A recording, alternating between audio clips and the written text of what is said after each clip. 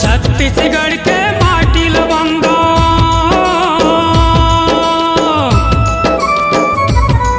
मोर छत्तीसगढ़ के माटी लवंगा बंदा मोरे गाँव खुदो खुद की धान कमाबो छत्तीसगढ़ के किसान खुदो खुद की धान कमाबो छत्तीसगढ़ के किसान मोर छत्तीसगढ़ के माटी लवंगा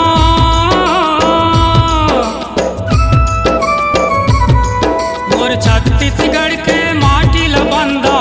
बंदा मोरे गाँव खुदो खुद की धान कमाबो छत्तीसगढ़ के किसान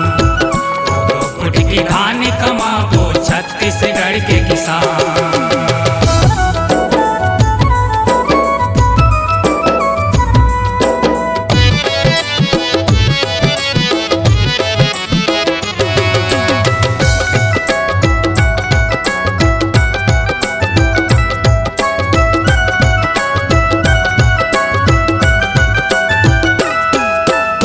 चल ग भैया ते बैला जोर ले नागर जोते ल जाबो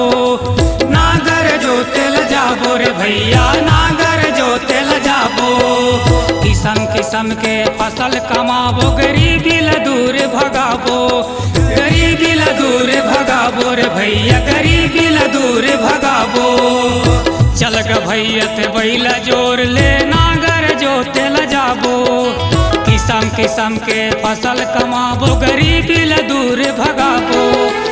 अरहर तिवरा चना वर्षी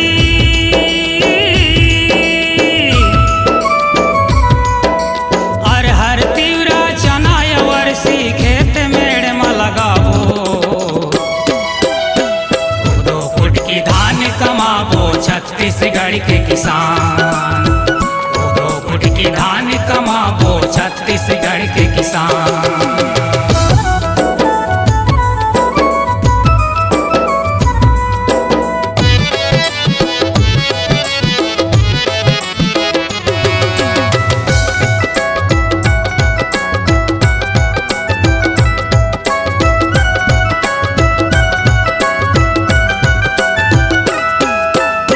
चलो दीदी अब गाछी बाढ़ गे रोपा लगाए बर जाबो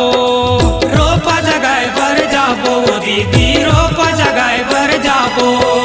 संगे संग माँ खाद बीज ला सही टाइम में लगाबो सही टाइम में लगाबो दीदी सही टाइम में लगाबो चलो दीदी अब गाछी बाढ़ गे रोपा लगाए बर जाबो संगे संग माँ खाद बीज ला सही टाइम में लगाबो ब्लास्ट रोग यो झुलसा माहौला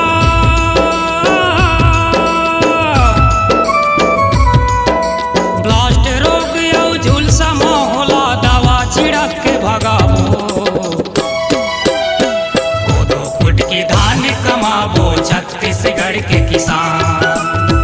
खुदो खुद की धान कमाबो छत्तीसगढ़ के किसान।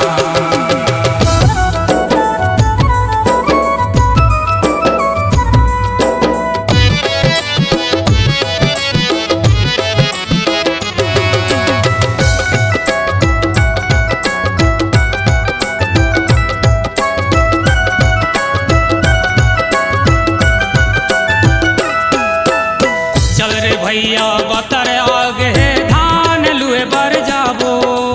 धान लुए बर जाबो रे भैया धान लुए बर जाबो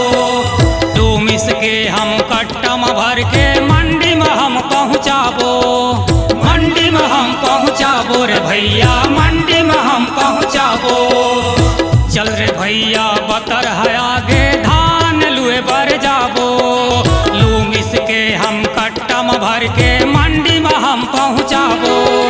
कागजात जब पास होई ता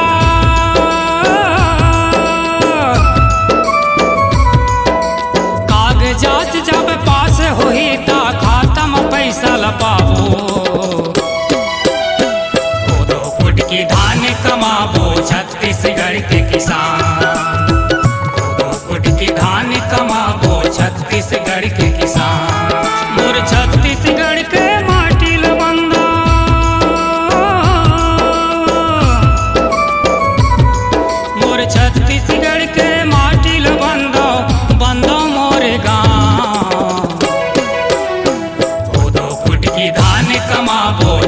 छत्तीसगढ़ के किसान। कोदो कुट की धान कमाबो छत्तीसगढ़ के किसान।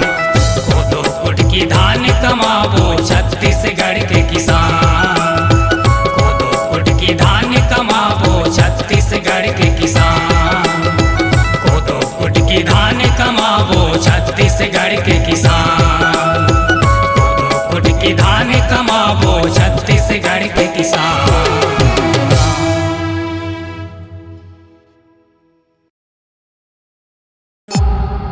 C-Log Digital Recording Studio, Cordoba. Contact number 99071192115.